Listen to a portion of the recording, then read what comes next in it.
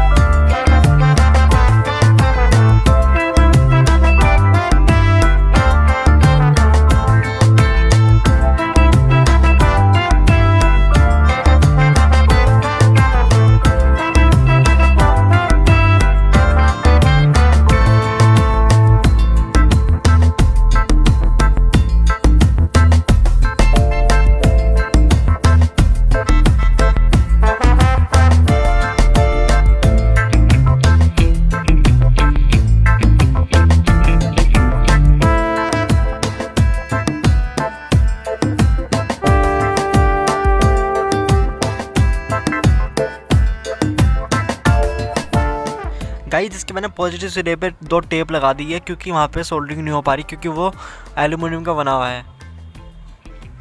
आप वहाँ पे टेप यूज़ कर सकते हो अगर आपका एल्यूमिनियम का बना हुआ हो। अब